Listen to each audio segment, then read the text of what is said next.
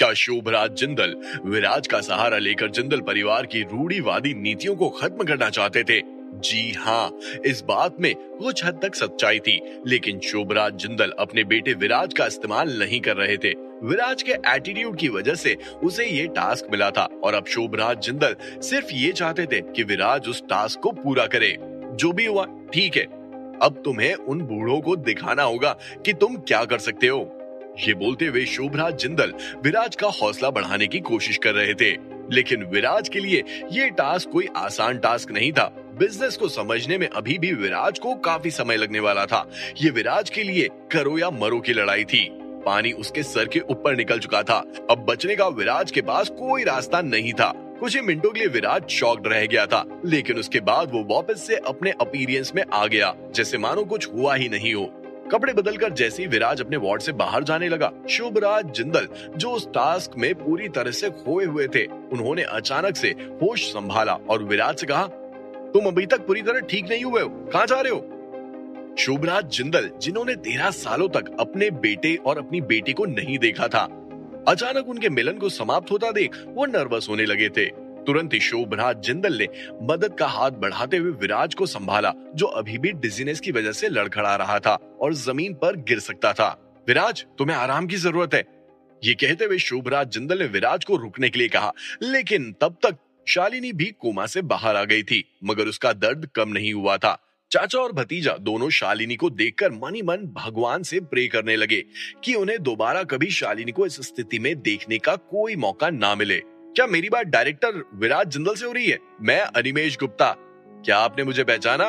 Phone के ringtone की आवाज से शालिनी को डिस्टर्ब हो सकता था, इसीलिए जब विराज का फोन बजा तो विराज ने बिना देखे ही कॉल उठा लिया था और सामने से प्रखर गुप्ता के पिता की आवाज विराज के कानों में सुनाई दे गई थी।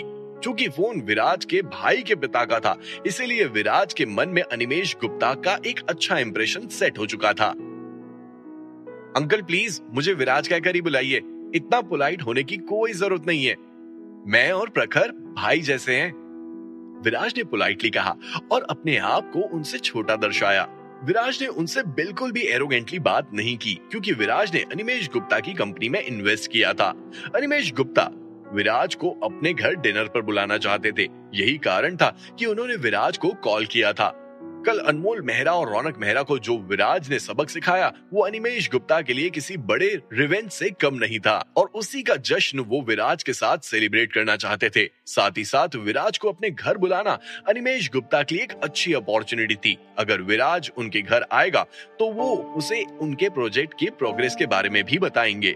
आखिरकार विराज उनका इन्वेस्टर जो था, चूंकि विराज और प्रखर का एक अच्छा रिश्ता था, इसीलिए विराज उन्हें मना नहीं कर सकता था। अंकल ठीक है, लेकिन मेरे चाचा भी आए हुए हैं, क्या मैं उन्हें भी साथ लेकर आ सकता हूँ? ये बोलते हुए जब विराज ने शोभराज जिंदल की तरफ देखा, जो शालिनी को देखने का दिखावा कर रहे थे, असल में उनके कान विराज के फोन पर ही लगे हुए थे और उसकी बातों को सुनने की कोशिश कर रहे थे। जब विराज को इस बात का अंदाजा हुआ तो विराज ने भी इस मौके का फायदा उठाना चाहा और शोभराज जिंदल को भी इस कॉन्वर्सेशन में शामिल कर लिया था। विराज अपने पिता को अपने दोस्त से मिलवाना चाहता था।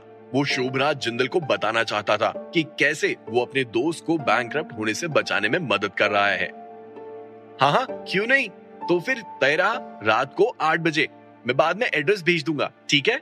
जब अनिमेश गुप्ता को पता चला कि विराज जिंदल के चाचा भी उनके घर आने वाले हैं, तो ये उनके लिए खुशी की एक बड़ी सौगात थी। तुरंत ही वो विराज की बात मान गए थे। कॉल रखने की कुछ देर बाद ही विराज को एक टेक्स्ट आया और अनिमेश गुप्ता ने उन्हें अपने घर का एड्रेस भेज दिया था। शाम के करीब 7 बजे विराज जिंदल और शोभराज जिंदल अनिमेश गुप्ता के बताए एड्रेस पर पहुंच गए थे।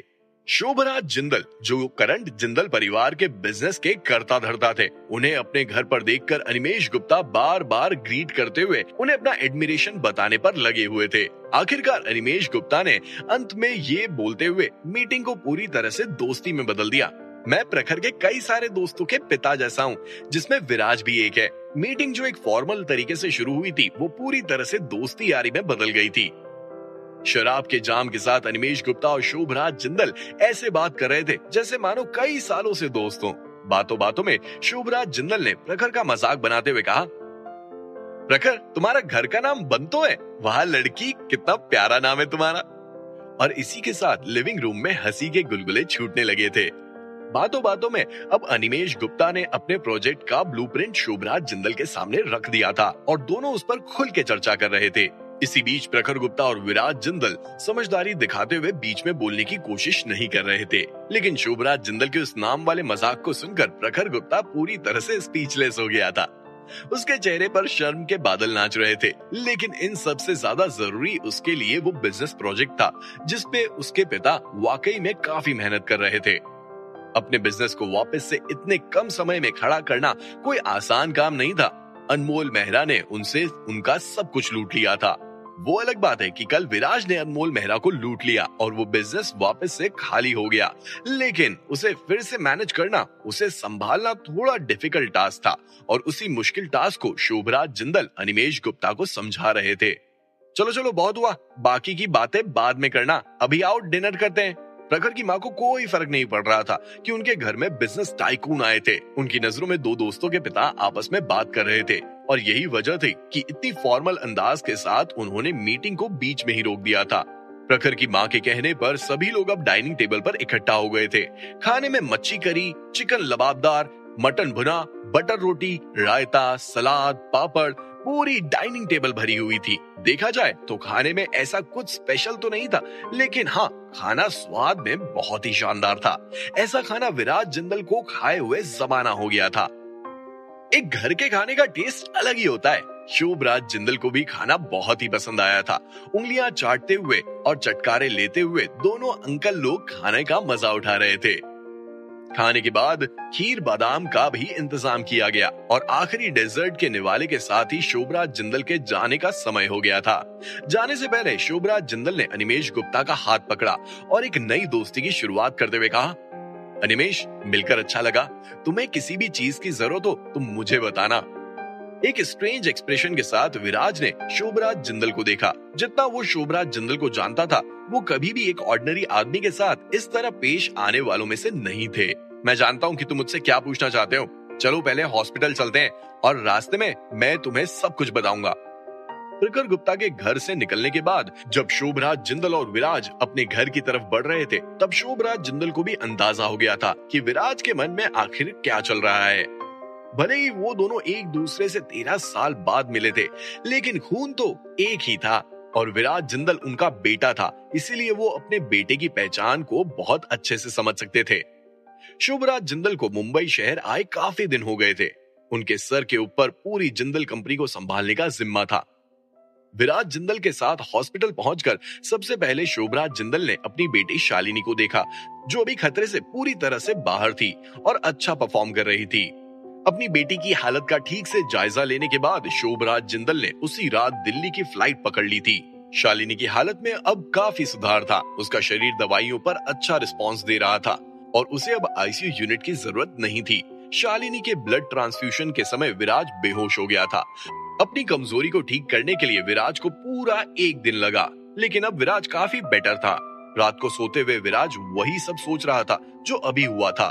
इतने कम समय में उन्होंने प्रखर के पूरे फैमिली बिजनेस को समझ लिया, उसे खरीद लिया और उन्हें मुझे पूरी तरह से सपोर्ट करने के लिए कहा। What's this?